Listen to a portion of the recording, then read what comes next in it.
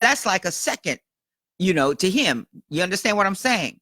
So sometimes that is why I always say, write it down, because there are times when you may get an answer to something and it's not something that was currently on your mind. Then you remember and you go back through your 500 notebooks, okay, that you have, and you can write down, here's when I ask the question, here is the answer. And then everything else, you begin to pull through that one thread, okay, once you get the answer.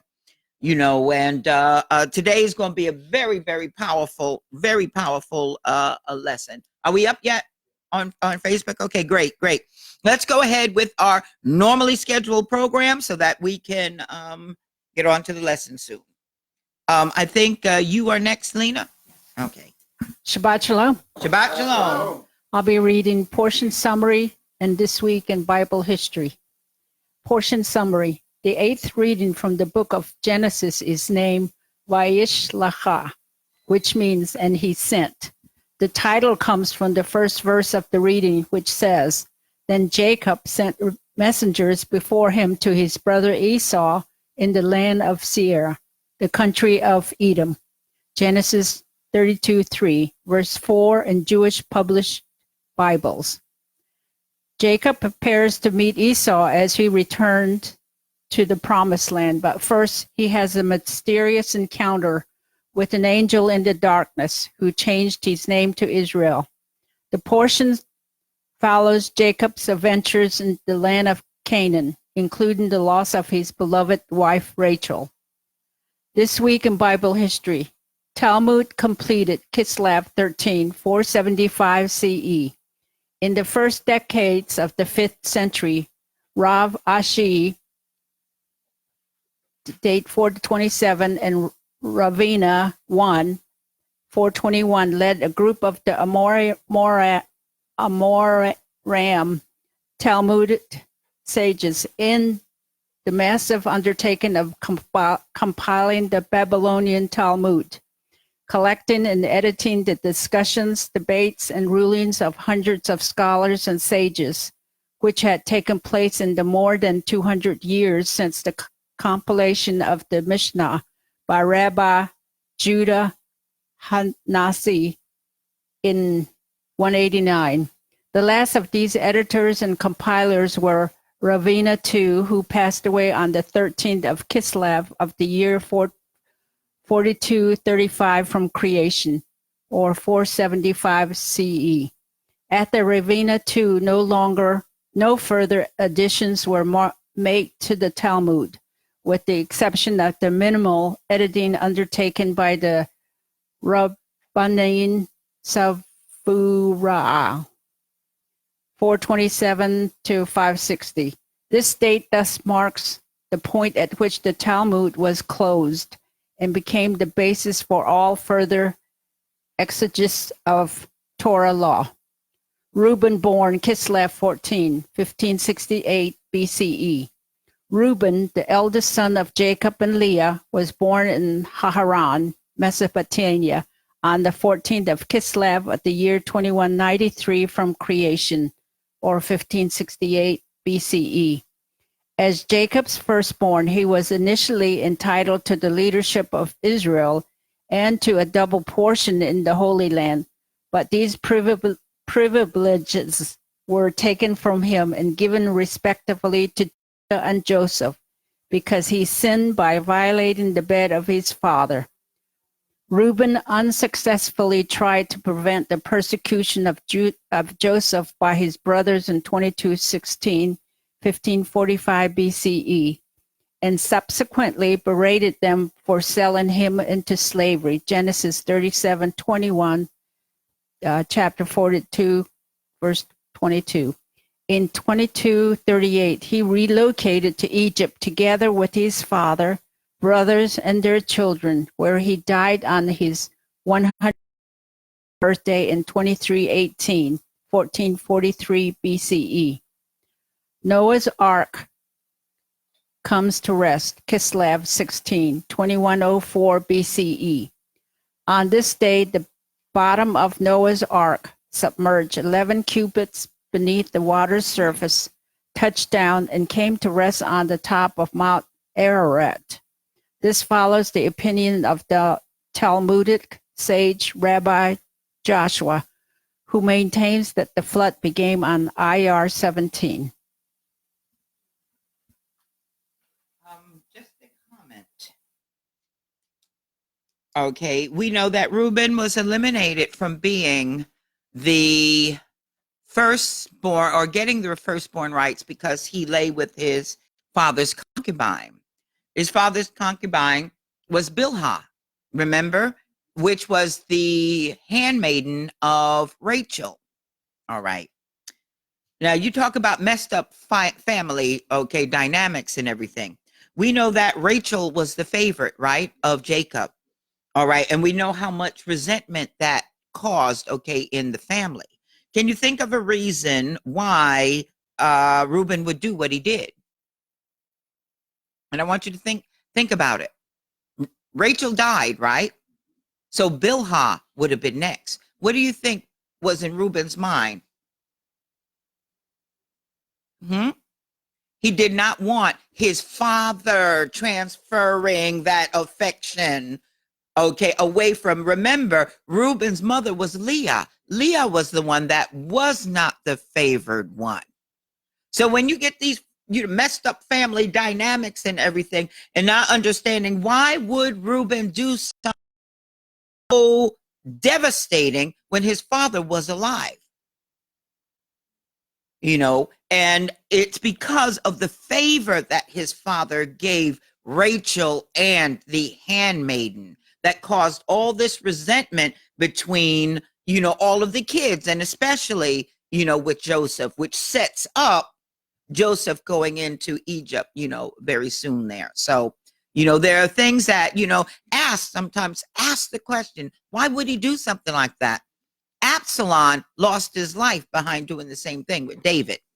You understand? Whenever in that society you would lay with the concubine of the previous king, you were declaring yourself as king. So he was asserting also his rulership also by doing that. That's why it's so important to study the Bible culturally so you understand certain things that are going on. Problem is, Reuben, your dad was still alive. Okay. Not only that, but when Jacob gave Joseph the coat of many colors, that was a sign of him transferring that firstborn rights. So Reuben, we got all of this. This is better than reality TV, guys. Okay. The tribes of Jacob, that would be a good one. Instead of the housewives of Tampa, we got the tribes of Jacob. All right. So you have all of these things going on. And that's why it's important to understand why it's going on also. But it was also a setup for who? In the end, Joseph. Okay. Joseph and Ephraim and Manasseh. Okay. One that too, I want you to think about. Ephraim and Manasseh, were they what people would call true Israelites at that time? Yes, they had Egyptian blood, so they would have been eliminated from inheritance. Okay, remember, even in after David dies, Solomon takes over. Solomon dies, his son takes over. What happens with Jeroboam? Jeroboam is what? An Ephraimite, and God gives him a rulership similar to Solomon's. Whereas if he had behaved himself, he would have had the same type, okay, of rulership that David did. The only difference between the two covenants is that David's was a unconditional covenant, and Jeroboam's was conditional based upon him and his descendants obeying, which of course we know they didn't. They didn't do. So we have all of these things going on, and it becomes very important for you to start really paying a little bit more attention and just asking the questions why. Very often we don't get the answers we want because we're not asking the right question. Okay, so keep that, in mind. Get you a journal. Make sure you're writing these things down, because you can pray, something comes to mind, you write it down. Doesn't mean God is going to answer you right away, because your timing and his timing are often not the same. So I will not answer something until you actually are going to need that answer. There's a difference between wanting knowledge and needing knowledge. You understand what I'm saying? Okay. We have the same books, okay, in the library, okay, when we were 3 days old. Okay. Parents didn't take you to the library and just put you there and say, okay, go for it. You got all this knowledge. You understand what I'm saying? You don't get knowledge a lot of times and understanding sometimes until you need it. Because sometimes knowledge without understanding gets you in trouble. You'll use your knowledge improperly, okay, and it'll cause you loss. Okay, so anyway, okay, who's next? I think Leroy is. Shabbat shalom. Shabbat shalom. Praise Yahweh. Stop the deception. Genesis chapter 32, verse 24 and 25. And Jacob was left alone, and there wrestled a man with him until the breaking of the day. And when he saw that he had prevailed not against him, he touched the hollow of his thigh. And the hollow of Jacob's thigh was strained, and he was wrestled with him. Now the circumstances were such that he had to deal with the situation and make right what he had been done wrongly in the beginning. Jacob had deceived his brother, and now he could no longer flee, but had to face and suffer the consequences of what he had done. To run away from problems is not the solution. Yahweh always brings us back to the point where we ran away from our responsibility in order to teach us to be mature and to take responsibility for our actions and to make right what we have done wrong. Jacob could still have run away from his brother. So God sent one of his angels with the purpose of dealing with Jacob's life. The angel assignment was to weaken him so that he would humble himself completely before Yahweh. Jacob was an incredibly strong man. This man sent from Yahweh was not trying to get Jacob in his physical and yet spiritual struggle. It seemed as though Jacob still had some trust in his own strength and intelligence. Why did he send all these animals and people before him? He had a very clever strategy. He was trying to win Esau's favor through bribery, through human effort, and by his own abilities. But these things were not enough to calm Esau's anger. The big problem in the meeting with Esau was Jacob's heart. He was not yet ready to meet Esau. He had not given in to Yahweh. He had too much trust in himself. He was too strong, both physically and intellectually. That was Jacob's problem. Did you stay behind in order to run away? Now I am taking away the last thing that you have, your strength, so that you will not be able to run anymore. When Esau comes after you, you will be forced to take the bull by the horns and trust in Yahweh and not in your own ability. Now this shows also that Jacob was very, very wise. And even with the deal he did with his mother with the animal skin, that was pretty cunning. That was very wise. And also when he went to meet Esau, it showed him when he separated his family, he put half in the front with animals, half in the back. So he thought smart. He said, look, if Esau started getting crazy and he started killing up our family in the front, at least the ones in the back can run and get away. And God knew that he was wise. So God had a plan for him originally, but he went at the wrong way of doing things. Now, the struggle between the angel and Jacob was a power struggle. Who was going to be in charge of Jacob's life, Yahweh or Jacob? The angel did not overpower Jacob. He was too strong in himself. Each time that angels are sent by Yahweh, it is to perform one of the acts on the earth. What assignment did this angel have? To break Jacob's own strength so that he will be able to submit totally, stop trusting in himself. When he could not overpower Jacob, he gave him the final. The strongest part of the body is the thigh and the hips. This resort to injure the strongest part of the body. This was the drop that made the cup run over, the blow that was enough to break Jacob's self-sufficiency. In Hosea chapter 12, verses 2 through 5, it is written, Yahweh hath also a controversy with Judah, and will punish Jacob according to his ways. According to his doings, he will recompense him. In the womb, he took his brother by the heel, and by the strength he strove with God. So he strove with an angel and prevailed. He wept and made supplication unto him. And be at El, he would find him, and there he would speak with us. But Yahweh, the God of hosts, Yahweh is his name. See, Jacob was struggling from birth. He was already fighting for that birthright. This text shows us that Yahweh was not pleased with Jacob's ways until he asked for help. The Hebrew word that is translated prevail is Vayishlach, and it comes from the root word yaku, which means could, win, preserve, suffer. Victory came when he was crushed and admitted his need for help. This meeting in Bethel was very important for Jacob because he could fulfill the three promises that he made when he fled from his brother. In Genesis 32, 26 through 37, the man said, "Let me go, for the days break." Jacob said, "I won't let you go until you bless me." He said to him, "What is your name?" He said, "Jacob." Jacob was crushed by the blow that the angel gave him.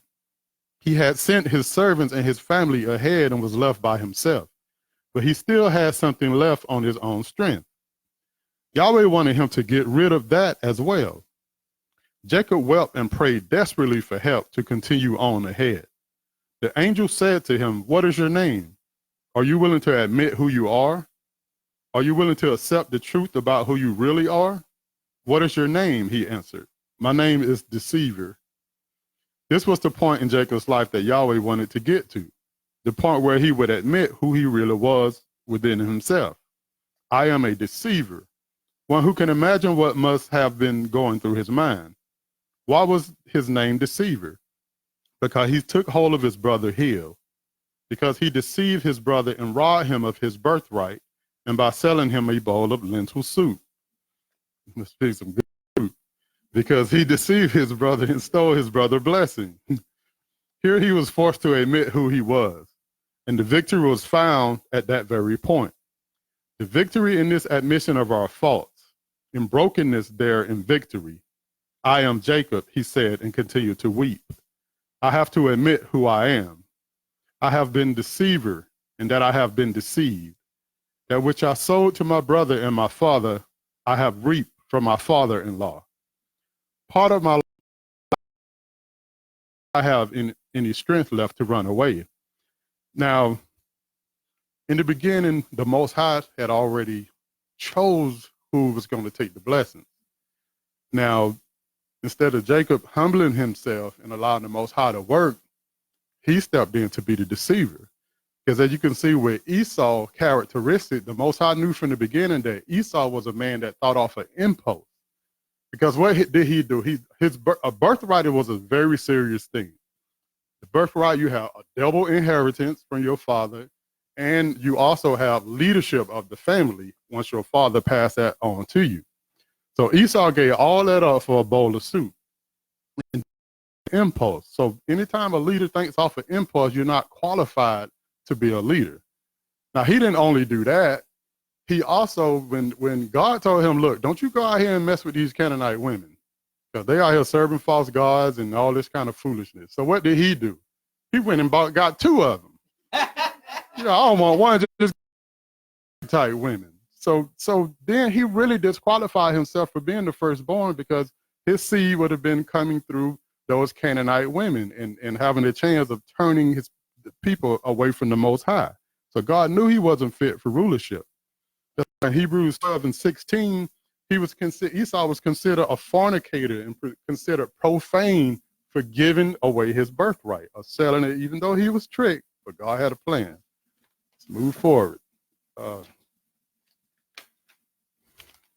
Now, in Genesis 32:28, he said, "Your name will no longer be called Jacob, but Israel, for you have fought with God and with men and have prevailed." This is the first time the word Israel occurs in the scriptures. It means he shall fight and rule as God. A God shall fight and conquer. It is connected with the word sarar, which means fight, exercise authority, and behave nobly. And that's what this word is talking about. Jacob being broken down, getting rid of his strength, He had to make a transformation. He had to make a status change with Yahweh. And that change was you would no longer be Jacob. You're putting away the old man. Now you would be called Israel, and you're bringing on the new man. This is the name that was given to a man who was broken, alone, wounded, sick, hurt, and needy, and was admitted his weaknesses and his dependency on Yahweh when he was at his weakest, and he was given the name Conqueror. You have fought with God and have prevailed. How can we prevail in our struggle with God? By humbling ourselves and not resisting him any longer. Yahweh fights against us when we are strong within ourselves, but when we give in to him, we win. The struggle with Yahweh is the very opposite of the struggle with people. In a human struggle, the conqueror is the one who wins. But in the struggle with Yahweh, the one who gives up is the one who wins. With men, Rashi says that this is referring to Laban and Esau. How could Jacob win victory over Laban? By obeying the word of Yahweh and with straightness. How could he win victory over Esau? By humbling himself before Yahweh and before his brother. Genesis 32:29, Jacob asked him, "Please tell me your name." And he said, "Why is it that you ask what my name is?" He blessed him there. Where did he bless him? He blessed him at the place of brokenness, honesty, and truth. This is where the blessing is found that cannot be had through deception. A midrash says that the angel admitted that Jacob had a right to the blessing that he had already taken for himself through deception, be akva. But now he received it in an honest fight. The Hebrew word for fight is vayasar, which is found in Hosea 12:4, shows fought in an honorable way. See, Jacob was already going to get the blessing, but his problem was he did the same thing that Adam and Eve did. He broke the commandment. So he coveted what his brother had. And to covet means to show a great desire to possess something else. So he didn't know that God was going to bless him, but if he would have stayed obedient and wasn't cunning, then he wouldn't have had to go through what he went through. Now, in John 1:47, it is written, Yeshua saw Nathanael coming to him and said about him, "Behold, an Israelite indeed, in whom is no deceit." This teaches us that in a true Israelite, there is no deceit. Jacob had to stop the deception in order to become a true Israelite and to be given the name Israel. So, lesson you take out of that also, Yahweh completely changed the customs of giving the firstborn the blessing for Jacob. So that shows us the type of God that we serve. So no matter what kind of circumstances that's in front of us, do not be deceptive, because the Most High will change the custom of man. He will change your circumstances to give you the blessing that he intended for you to have in the beginning. Shabbat shalom.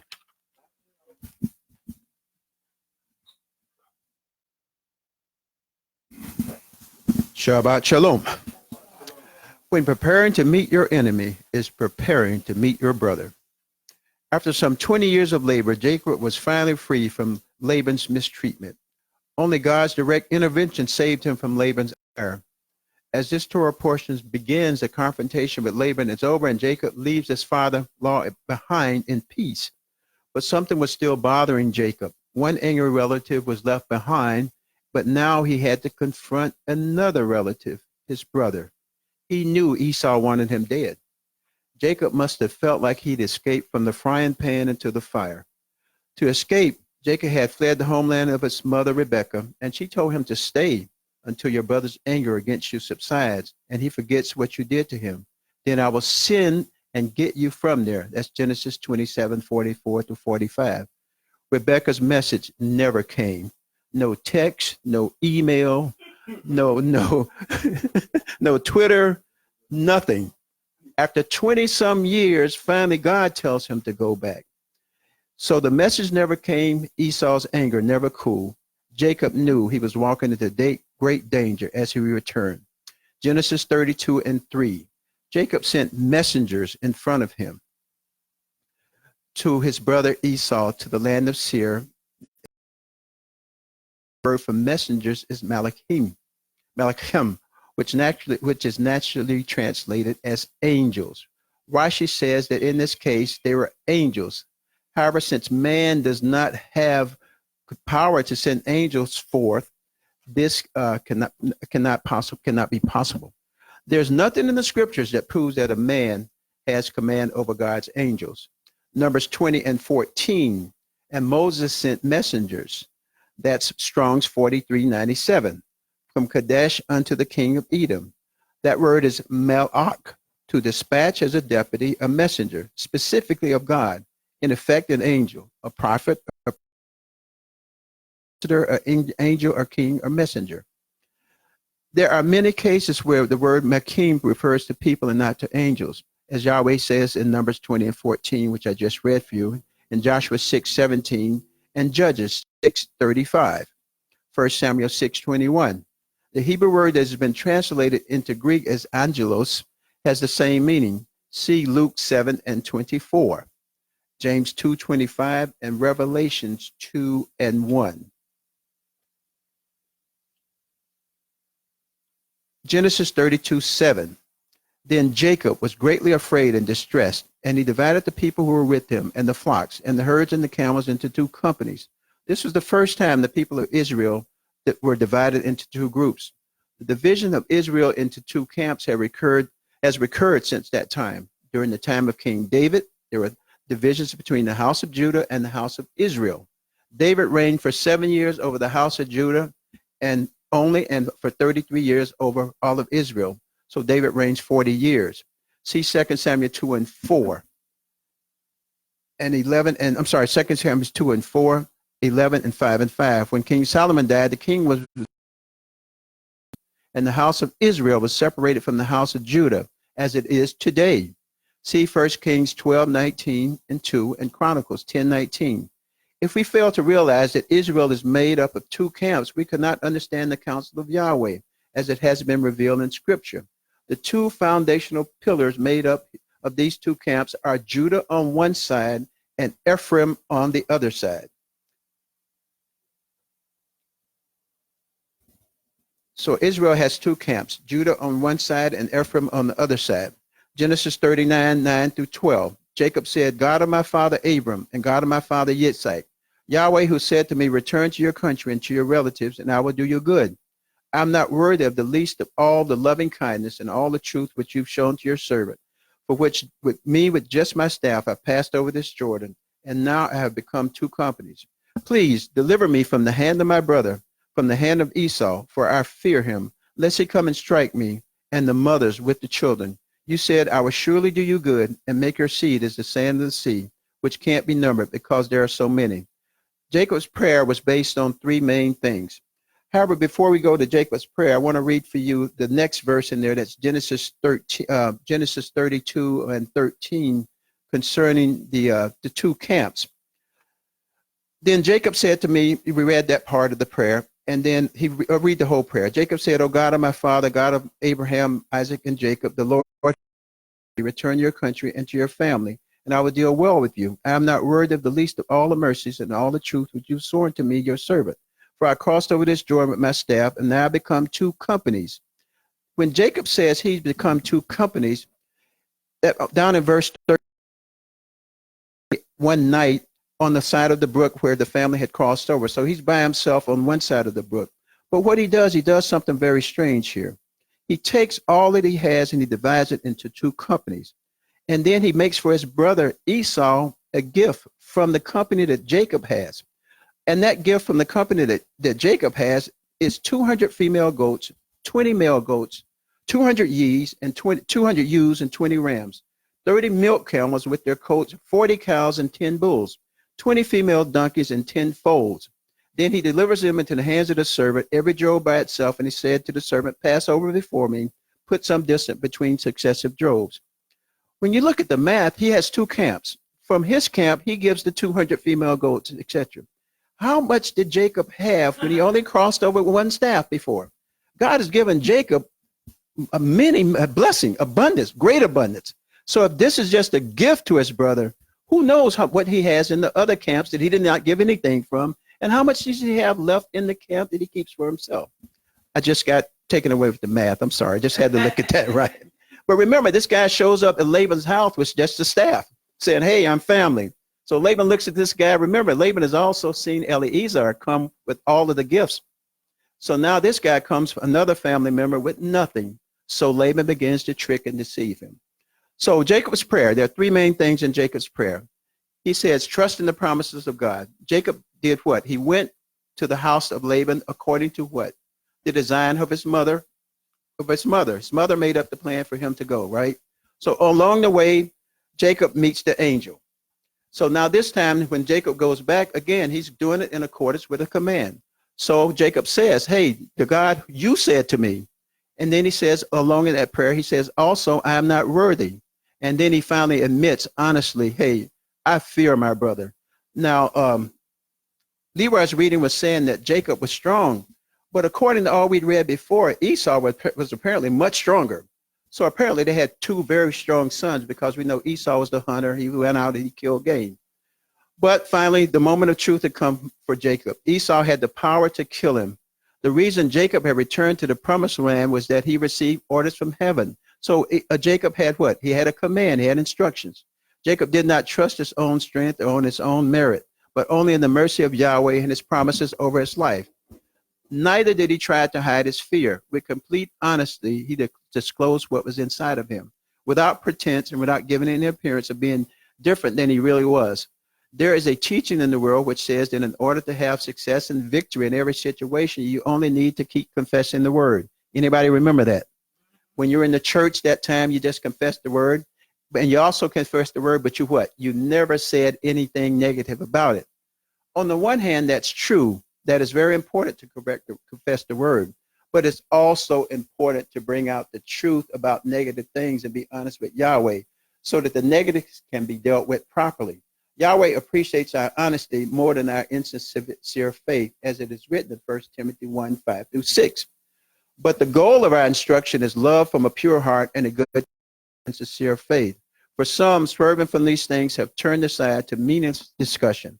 So back in the church in the day when we confessed the word and the bills were due, well, you didn't confess the fact that you spent the money on that brand new flat screen TV and you couldn't pay the light bill. So you confess the word, God, pay my bills, but you never confess, hey, I messed up my budget, God. So God doesn't want confession of the word. He wants your true confession. He wants you to honestly assess your situation and pray accordingly. 2 Timothy 1:5.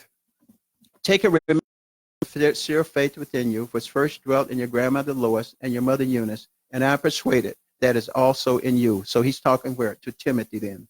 To pretend before Yahweh is no use. If we're afraid, it is better not to try to hide it, but to be honest before him and tell him everything. There is freedom in the light. There's victory in truth. In times of crisis, we cannot use religious phrases in order to have it true. God got me. God got my back. All those things we say in times of trouble, they don't work. Let us be honest and ask Yahweh to help us in our weakness, as it is written in Romans 8:26.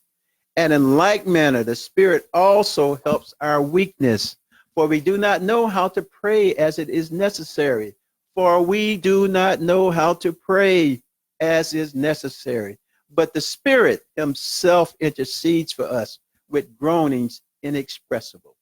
In 2 Corinthians 12:10, it is written, because of this, I am pleased in weakness, in damages, in necessities, in persecutions, in distress, on behalf of Messiah. For when I'm weak, then I am strong.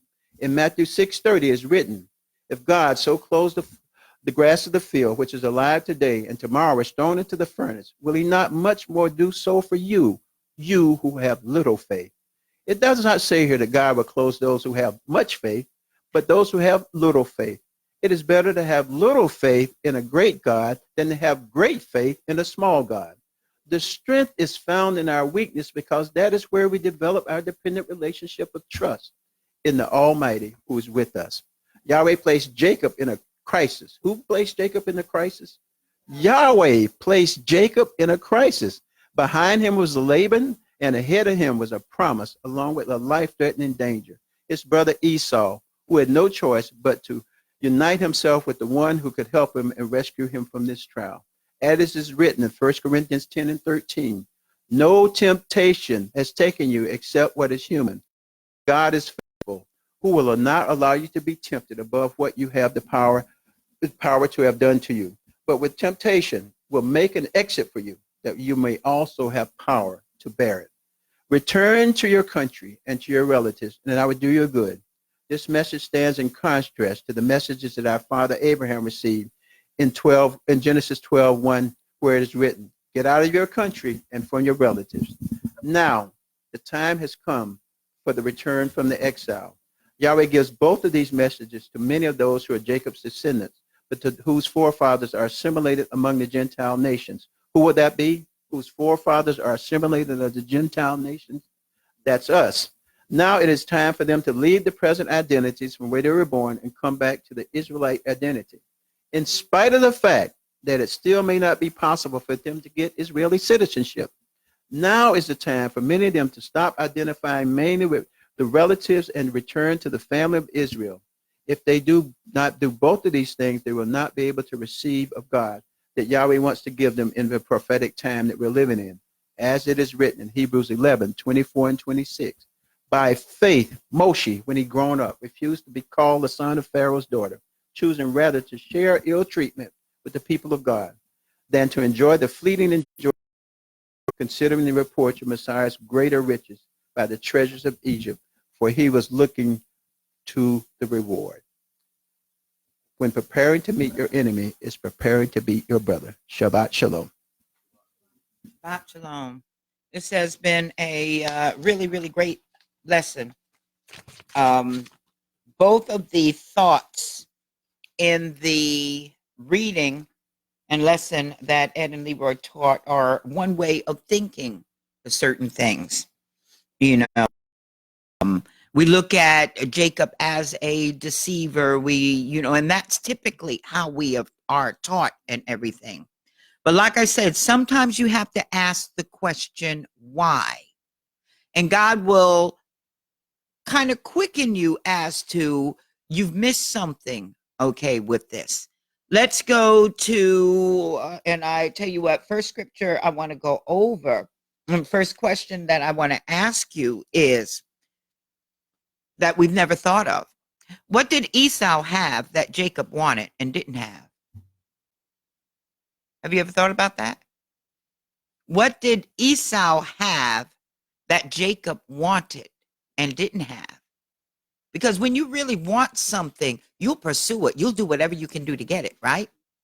What did Esau have that Jacob wanted and didn't have? I want you to think of one thing.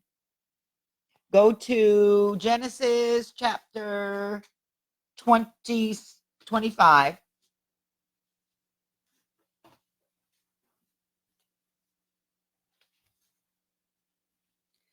Verse number 28. Ed, I'd like you to take the mic, and I want you to read verse number 28. Genesis 25. Verse 28. Verse 28. And Isaac loved Esau because he ate of his game, but Rebekah loved Jacob. Read that again, the first part. And Isaac loved Esau because... What did Esau have that Jacob did? The love of his father. The love of his father. Keep that in mind. The love of his father.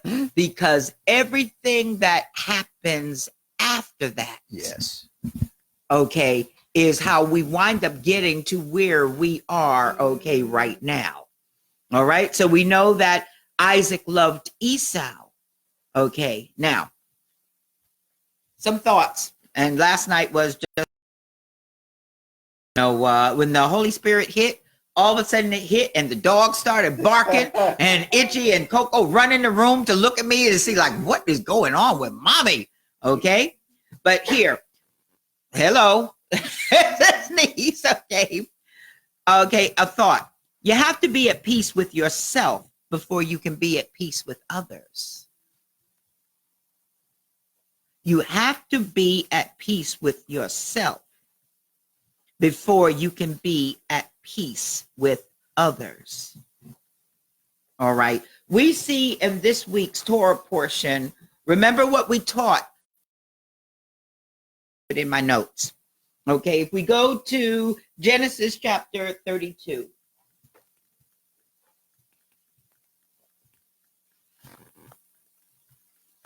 And I'm going to start reading it, and just certain points should just come okay to you. Genesis chapter 32, verse number 1. And Jacob went on his way, and the angels of Elohim met him. Hello. We see angels angels meeting him there. And when Jacob saw them, he said, Elohim's host. And he called the name of that place Mahanaim. Okay. And Jacob sent messengers. Now, one thing to know, the word for angels there and messengers is exactly the same word. It's exactly the same word. So sometimes angels in our Christian mindset is what? The ones with the wings flying all over the place. Okay. But in the Bible, it can be either. Okay. So just know that. And Jacob sent messengers before him to Esau, his brother, unto the land of Seir, the country of Edom. And he commanded them, saying, thus shalt thou speak unto my lord Esau, thy servant Jacob says thus, I have sojourned with Laban and stayed there until now. And I have oxen and asses and flocks and men servants and women servants. And I have sent to tell my Lord that I may find grace in thy sight. All right. So I want you to think about this. All right. Want you to think about it. He immediately goes and he tells Laban, I have all of this stuff. Next thing we see, not Laban, Esau. Next thing we see, Esau is coming with what? Not just 300 men, 400 men. So do you think that Jacob had a right to be afraid? Okay. So he had a right to be afraid. But let's go even backwards for a moment. I started, and I'm driving, poor Brad crazy here. Okay. All right. A couple of things began to bother me with this week's Torah portion, because part of it you read where in chapter 32, we see him dividing the camps and everything. We see him sending the gifts and everything. We see him wrestling with the angel. Am I right? We see God changing his name. Let's go to chapter 32, verse number 28. And he said, thy name shall be called no more Jacob, but Israel. For as a prince thou Elohim, and with men, and hast prevailed. All right. So we continue to see him being addressed as Jacob, right? But what happens in chapter 35?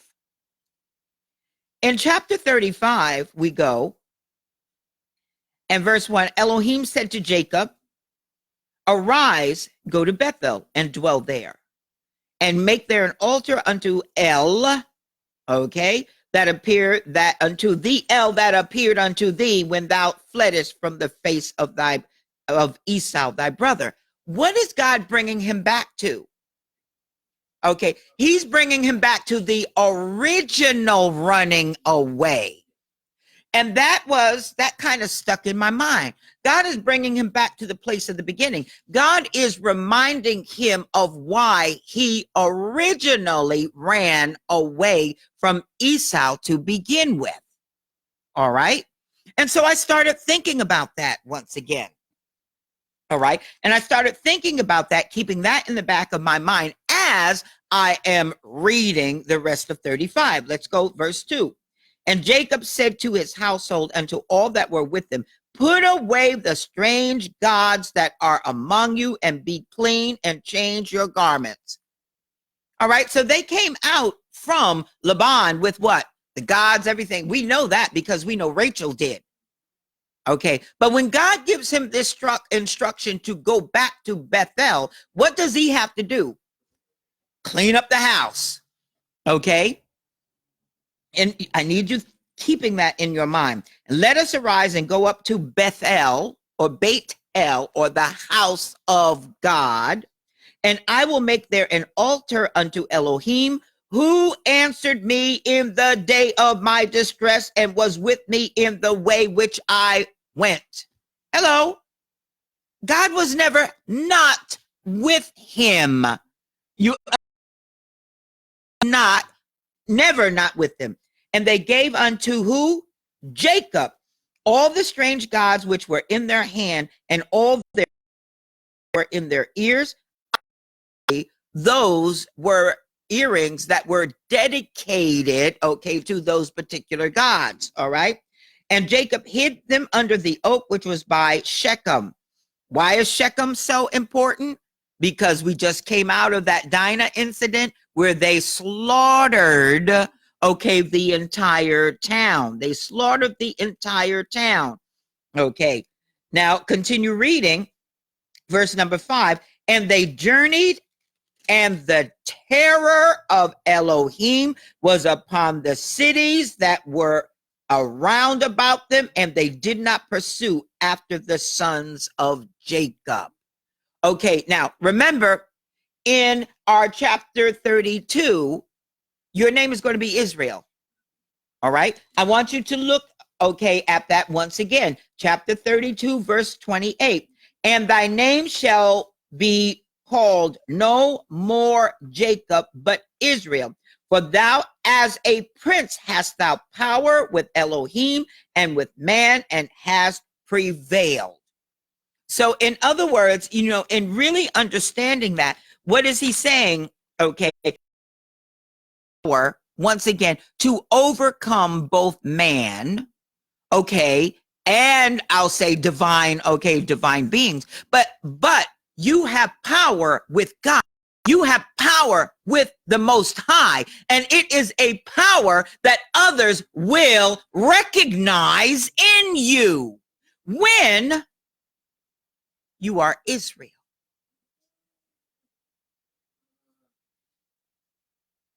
Because when you're Jacob, you're always running for your life.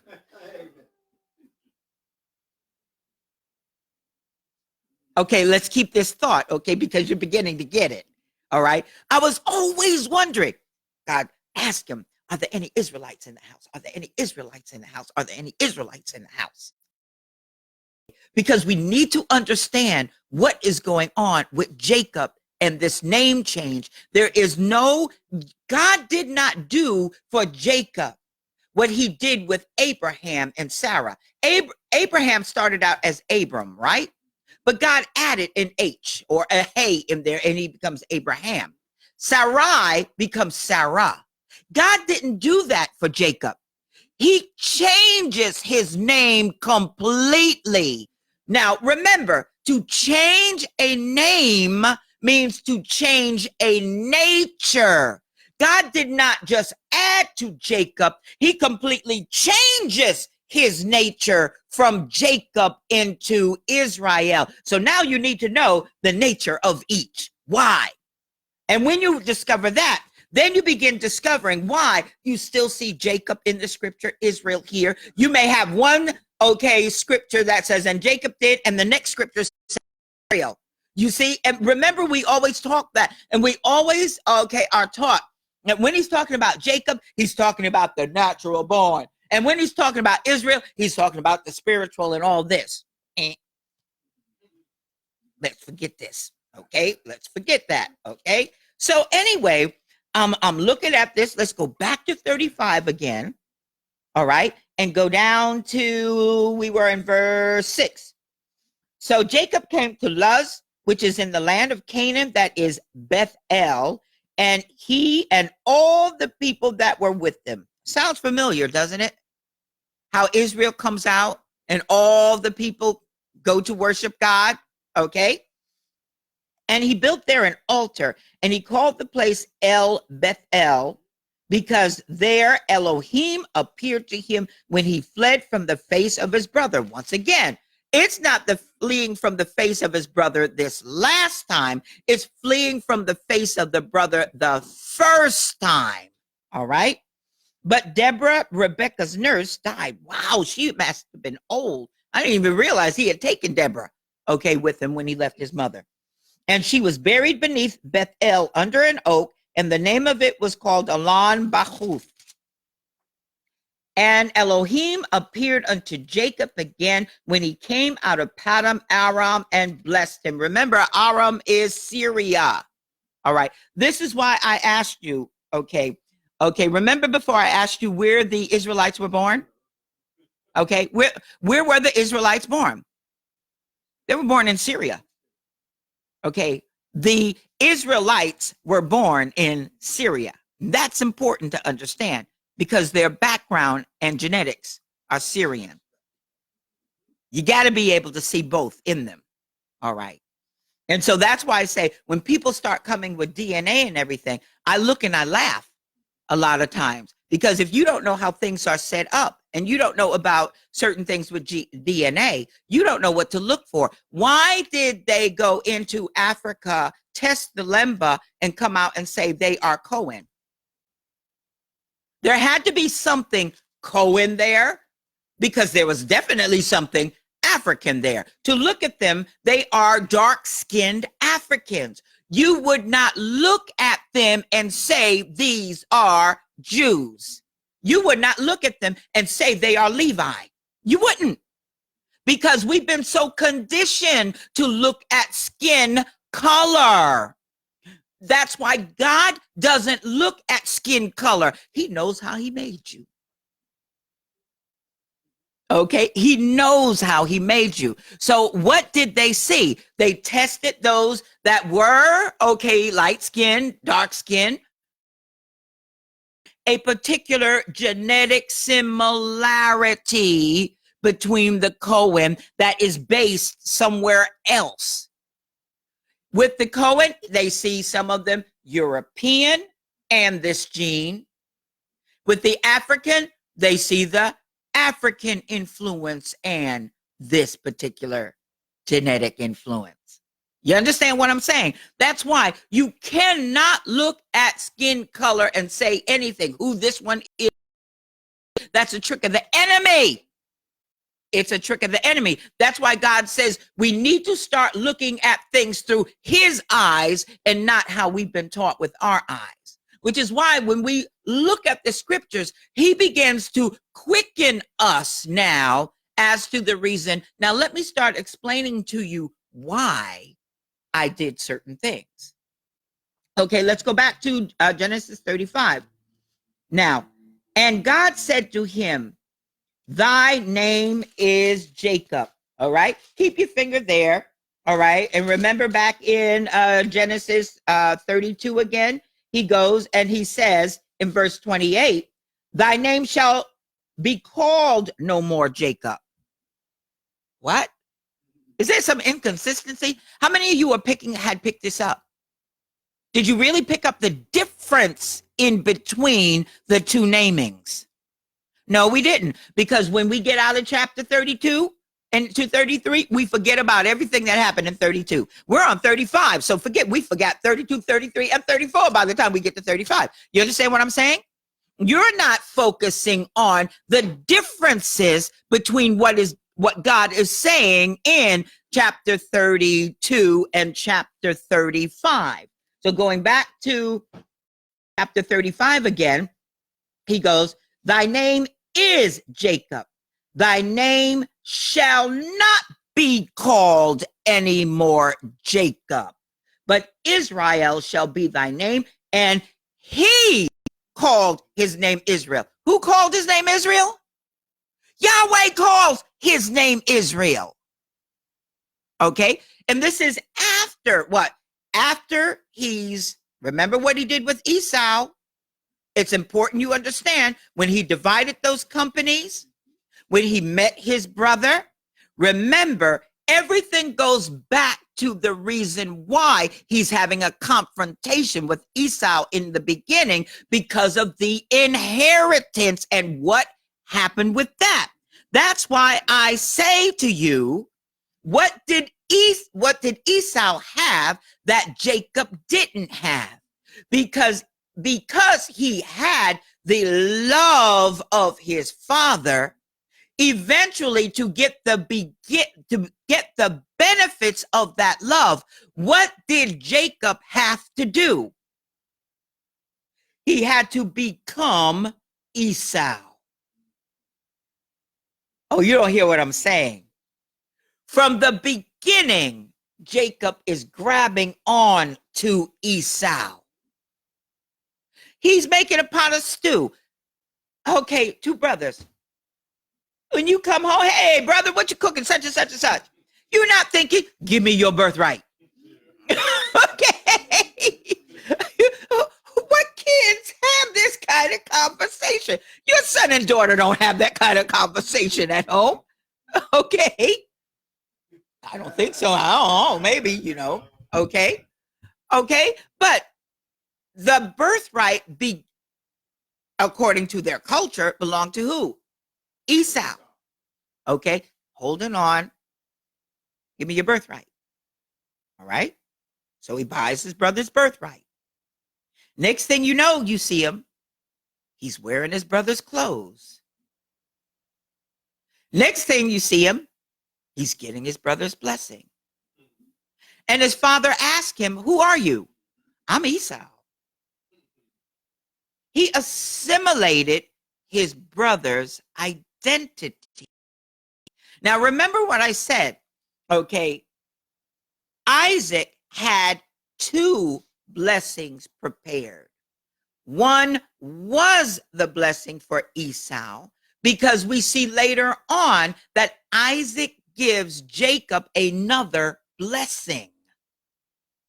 He gives him another blessing. The blessing he had for Jacob was the reiteration of the Abrahamic blessing. So while Isaac was blind and couldn't see, Isaac knew the nature of each of them. When he gave Jacob Esau's blessing, that blessing was for what? Remember what we said? Wealth and power. You'll have the dew of heaven. Your brother's sons, or rather your brothers, will bow down to you. So what does Jacob once again do in chapter 32?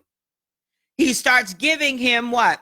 200 of this, 100 of this and that. When he goes and sees his brother, what does he do? He bows down. So he restores to his brother that which he stole when he was imitating his brother. See, let me tell you something. Okay, and this is a very important principle. That which you envy and that which you love, you will strive to become like them. You will strive to become assimilated like them. That is why Yahweh says, don't ask them about their gods. Don't ask about their culture, because you will what? Be tempted to do what? Become like them. Did that happen? We talked about that last week with reverse circumcision. You wanted to be so much like a Greek. What did you do? Throw off your culture and become like.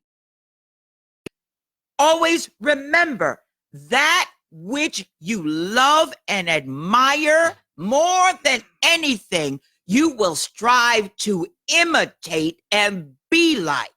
Now, that is one reason why Yah put in, okay, the 10 Commandments, do not covet. Because whatever you strive to covet, you will strive to be like it. Don't covet your neighbor's wife, because you're going to find out a way to become her husband. You understand what I'm saying? Okay? We see this a lot, okay? And that is a Jacob nature. Now, let me say something. When you look in the physical here at Jacob and Israel, what difference did you see in the physical? None. None. They're the same person, but there's a different nature. Jacob's nature is one of fear, Jacob's nature is one of distress, anxiety, always running from demons. Oh, I mean, running from, okay, all right? As opposed to Israel knows he already got power with God and with man. You are Jacob when you are striving for your identity. You understand what I'm saying? When you are trying to imitate, to be like something, when you are unsure of who you are, you will always operate in a Jacob anointing. We came out of the church, and what did we want to do? We started wearing kippas, we started doing this, we started assimilating. When we came out of the world and went into the UPC, what did we do? We really got assimilated. Okay? I mean, you could look at us. I remember one day, I'm in the post office over there at the airport.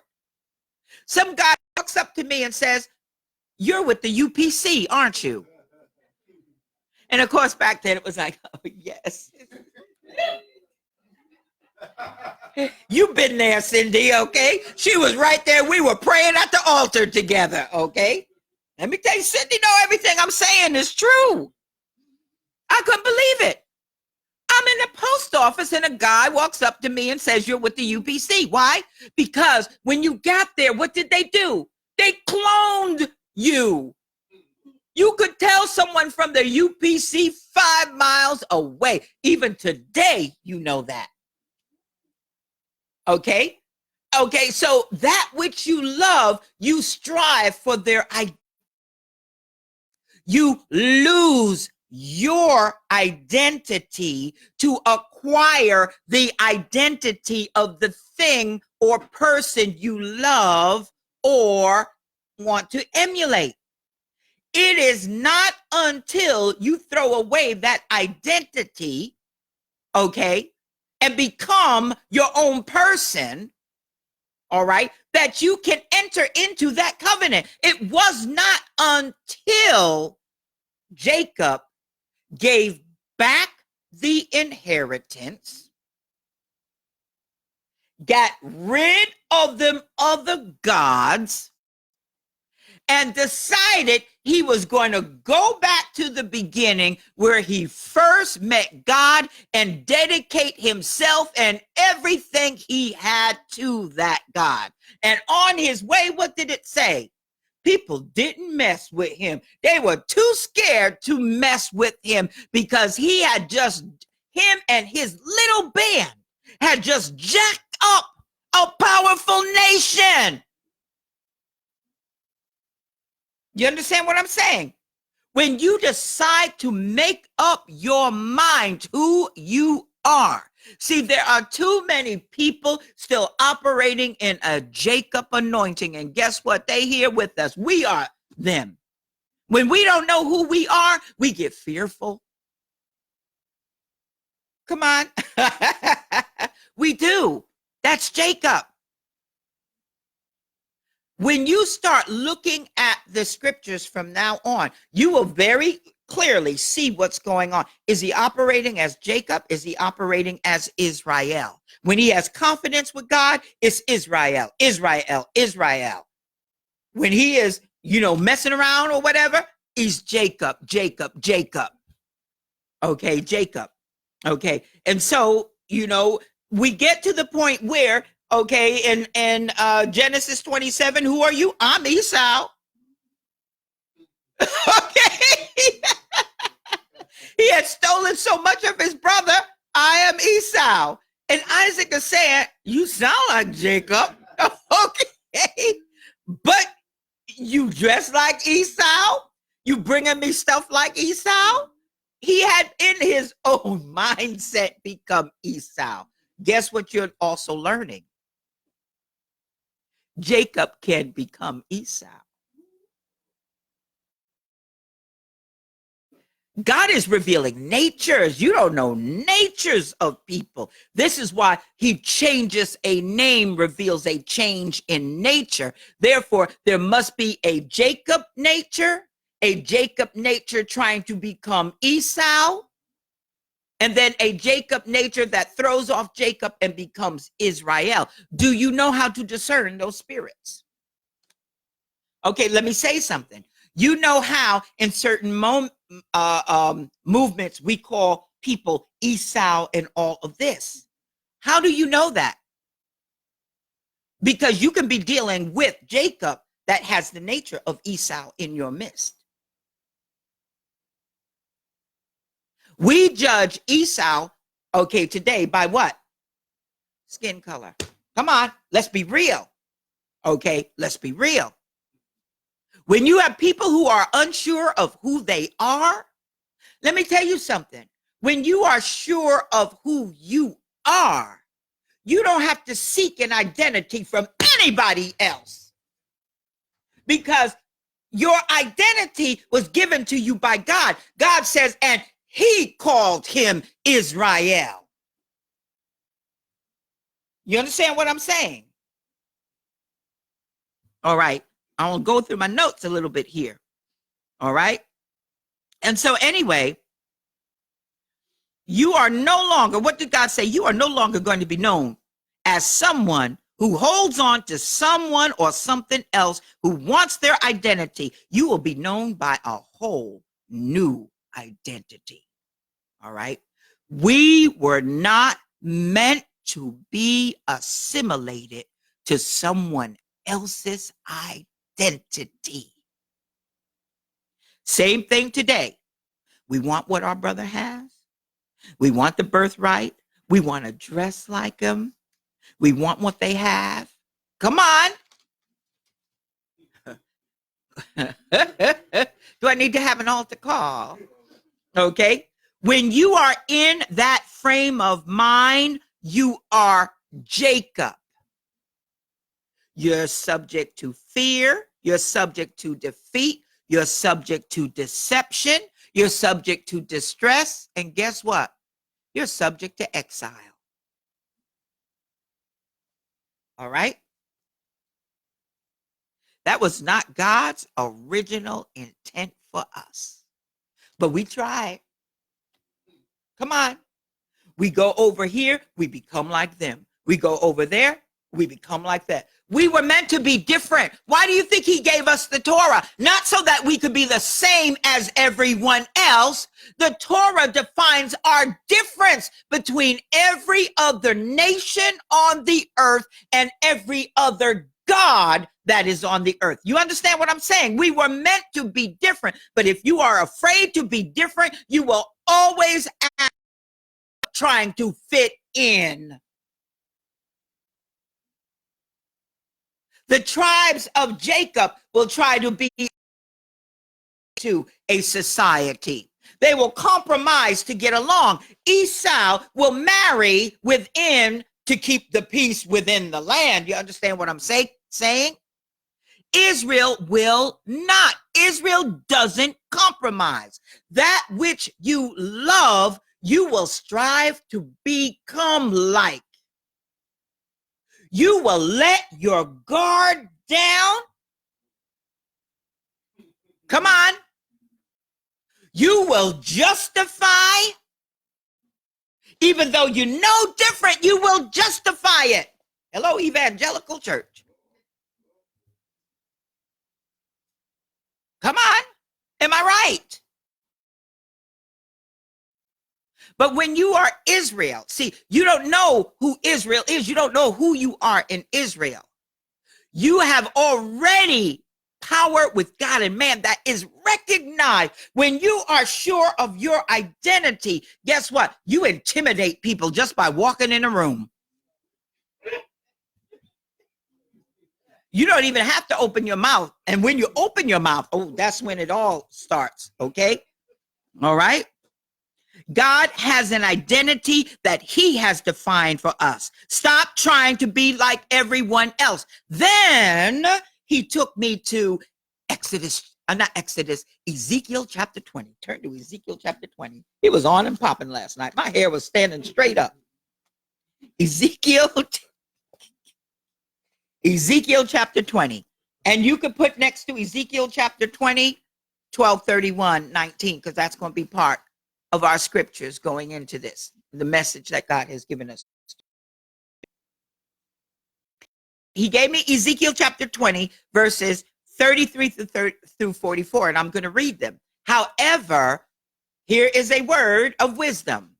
Whenever you get a partial scripture or something like that in your mind, make sure you entire chapter so that you can see the context that it is in, because there's something else you need to understand in order to properly understand those particular scriptures. So we're going to start in Ezekiel chapter number, what did I say? Okay, 30. All right. Let's do verse number 32. I'm sorry, in verse 32. And that which cometh into your mind shall not be at all. In fact, I want to read that in the Tanakh. I like it better.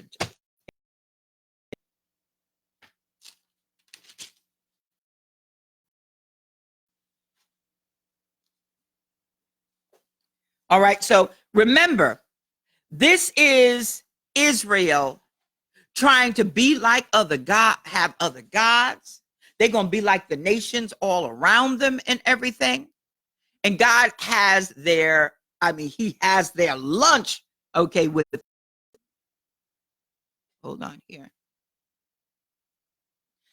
In Ezekiel chapter 20, verse 32, and what you have in your mind shall never come to pass. When you say, we will be like the nations, like the family of the lands, worshiping wood and stone.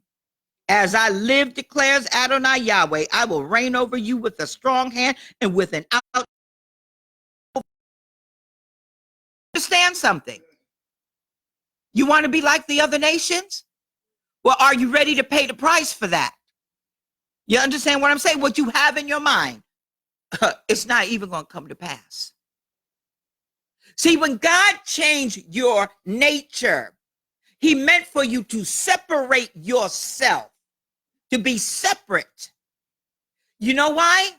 Because that is what is going to draw the other ones in. When you see somebody different, you're immediately drawn to their difference.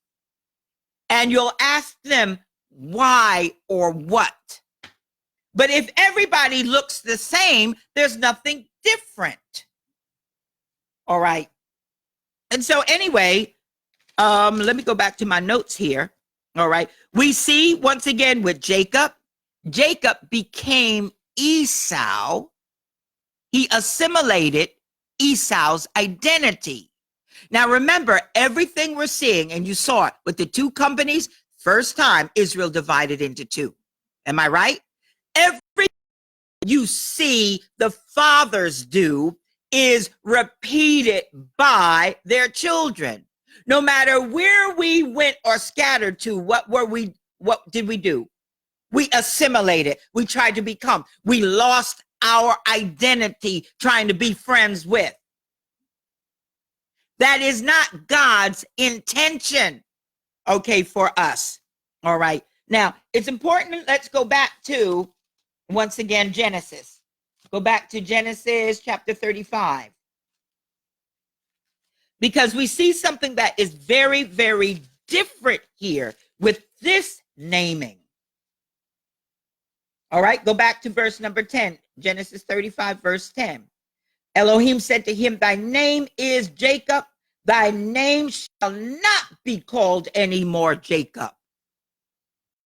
Okay, people may call you Jacob, but you're not. You have what? Wrestled with an angel and won. You have defeated a nation and won. You understand what I'm saying? I'm calling you Israel. It's not what you call yourself anymore. I call you Israel because behold, I have given you power from on high so that nothing by any means shall you. Same thing Yeshua is saying in the Gospels. Why do you think they could go walk somewhere and demons come and start what? Bowing down. Because they recognize the authority recognize the power. Behold, I give you power over all the power of the enemy, right? Okay, in that case, you see in the English 2 words, power. But in the Greek, they may mean 2 different things. One of them, behold, I give you power. That first one means authority over all the power, in other words, strength of the enemy. In other words, Satan, no, you are not going to wreck my house. Satan, you're going to go get that lawnmower and cut my grass.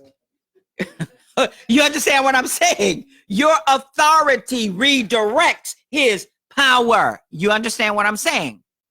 How old when he says, when I give you power from on high, that word is not authority.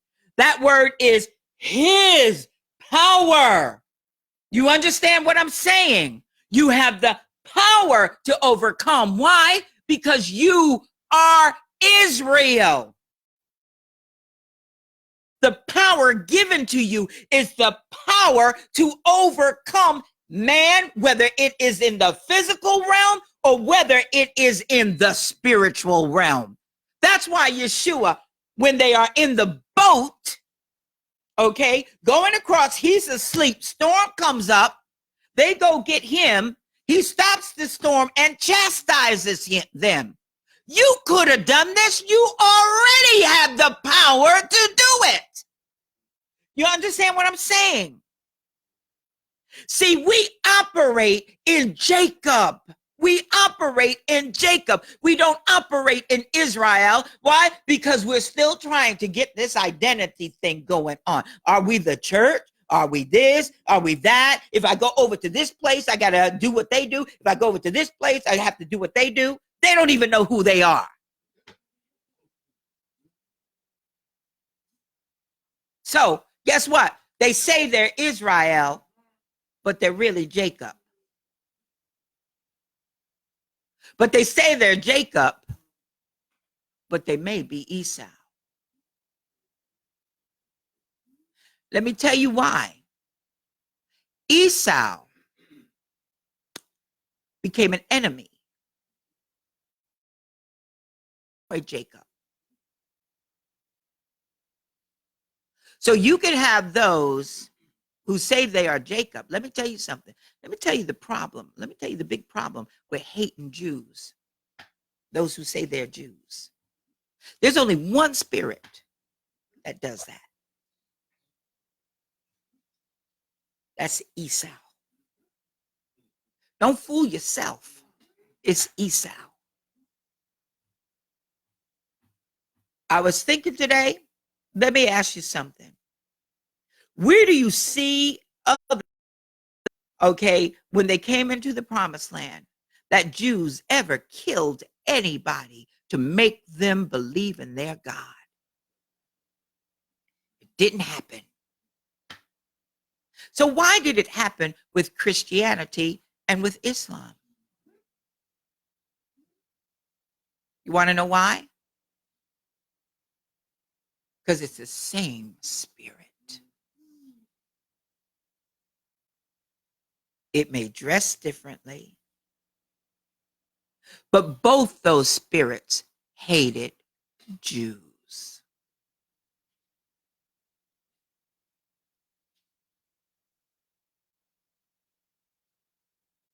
That's something to just think about.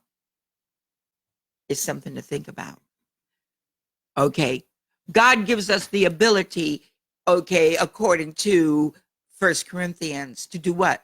Discerning of spirits, discerning of nature. All right. Okay. When we are Israel, it is a change in our nature. So in effect, what did he do when he says, your name is Jacob, but you shall no longer be called Jacob, but Israel? What is a good term for that he did with him? He said, Jacob, you have just been born again. Nicodemus, You're operating in the wrong spirit. You need to be born again. You understand what I'm saying? We operate too much as Jacob, as Israel, even though we call ourselves Israelites. But we're real quick to get into our Jacob, frame of mind. When something comes up against us, instead of standing up to it, what do? We run away from it. We're fearful behind it, or we'll assimilate with it to get along. Okay. And when we do that, guess what? The enemy knows if I can assimilate you, I can overcome you. So every time they undid the circumcision, they were undoing the covenant. You understand what I'm saying? Which says that your God is more powerful than mine. Let's go back to 35 again, because this is what blew my mind, because we missed it. Because we can only keep in our mind one verse at a time. All right. We've already forgotten Genesis 1:1 all the way through where we are now. All right. Genesis 35 verse 11. Elohim said to him, I am El Shaddai. Sounds like covenant. Be fruitful and multiply. Where do we? Genesis 1. A nation and a company of nations shall be of thee. Oh man, how did I miss that? A nation and a of nations. It is not only one nation coming out of Jacob. It is not just one, but many other nations that are also going to come out of Jacob. We're always taught the household of Jacob, is the Jews. Israel may be spiritual, but we need to understand, when God entered into covenant, he didn't enter into covenant with, he entered into covenant with Israel. And he didn't enter into covenant with Israel until Israel had done what? Until Jacob had made it right with his brother before he came to the house. Oh, what did Yeshua say? You bringing your gift to the altar? Go get it right with your brother and then come back up here. You see, all of this stuff is being taught in the New Testament. We just didn't, we just didn't understand, where he was getting all of this from. You understand what I'm saying? Go make it right with your brother first before you come to me. How did he make it right? He had to return everything he stole. He had to give him back the blessing. He had to get them foreign gods out of his household and clean up his act, and then come to him.